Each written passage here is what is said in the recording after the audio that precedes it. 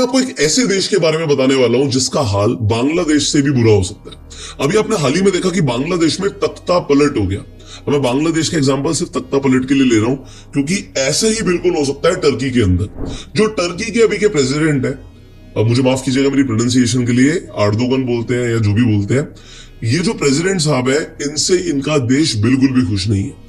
यहां पर जो आप स्क्रीन पर ये वीडियो देख पा रहे हैं ना, ये लोग उतर चुके हैं सड़कों पर प्रोटेस्ट करने के लिए अगेंस्ट देयर प्रेसिडेंट।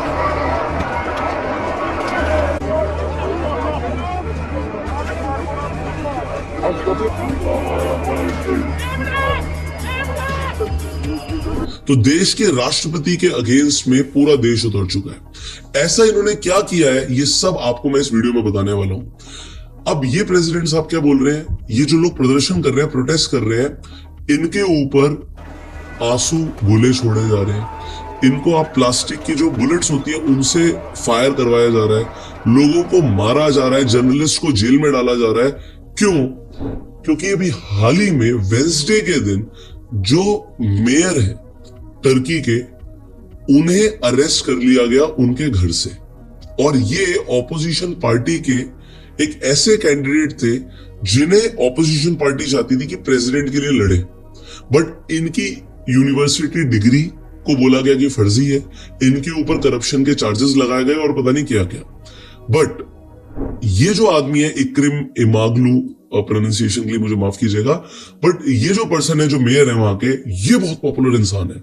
2019 में जब ये मेयर बने ना, तब भी इनके प्रेसिडेंट ने बोला भैया ये पता नहीं कैसे मेयर बन गए, कुछ ना कुछ घपला जरूर हुआ है इलेक्शन प्रोसेस के अंदर, दोबारा से इलेक्शन कराया जाए। अच्छा, दोबारा से इलेक्शन हुए, बट हुआ क्या?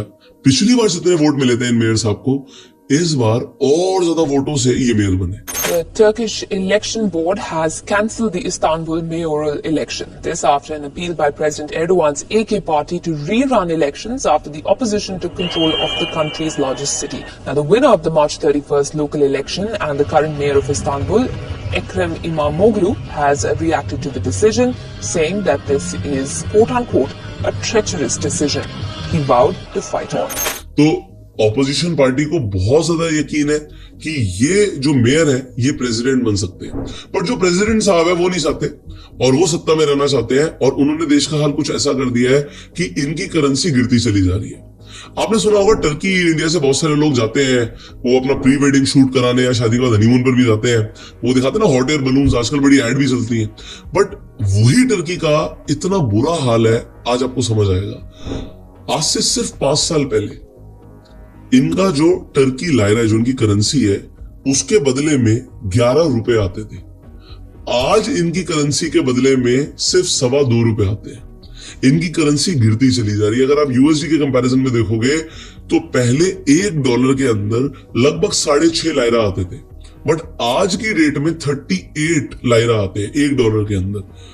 अगर आप टर्की जाएंगे तो हर 3 महीने में आपको मेन्यू चेंज दिखेगा। मेन्यू में फूड मेन्यू चेंज नहीं होगा, प्राइसेस चेंज हो जाएंगे।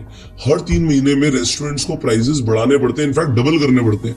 तो अगर आपको टर्की का बकलावा पसंद है या फिर आपको टर्की की कॉफी पसंद है, तो आप अगर 3 महीने पहले गए थे और 3 महीने बाद जाएंगे तो आपको दिखेगा भैया प्राइसेस तो एकदम से बढ़ गए हैं, क्योंकि यहाँ पे प्राइसेस स्काई रॉकेटिंग ग्रोथ से बढ़ रहे हैं। मैं आपको समझाता हूं। अगर आप रेंट पर रह रहे हैं टर्की के अंदर, एग्जाम्पल ले लेते हैं, आप इस्तांबुल में रह रहे हैं, तो अगर आपका 1 साल पहले रेंट था 50,000 रुपए 1 BHK का, 1 बेडरूम का, तो अभी इस साल के अंदर 1 लाख रुपए हो गए। 100% का इजाफा, इसे बोलते हैं 100% से इन्फ्लेशन का बढ़ना।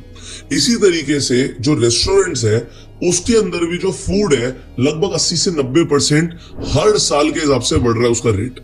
तो लोगों को बहुत ज्यादा महंगा हो गया है टर्की के अंदर रहना, और उस हिसाब से सैलरी नहीं बढ़ रही है लोगों की, तो लोग तो नाखुश हैं।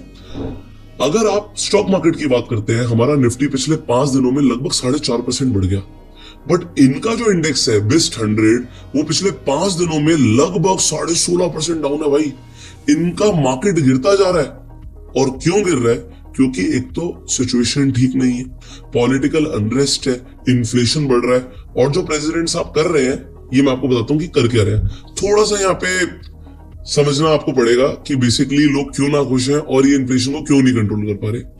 अगर आप देखेंगे जब से प्रेसिडेंट बने हैं तब से लेकर अभी तक आपको एक चीज दिखेगी कि टर्की के अंदर जीडीपी जो ग्रोथ रेट है वो 5% से ऊपर का रहा है। मतलब टर्की की जीडीपी की तो ग्रोथ आ रही है, पर जीडीपी पर कैपिटा नहीं बढ़ रही। वो कैसे नहीं बढ़ रही? क्योंकि महंगाई बढ़ रही है।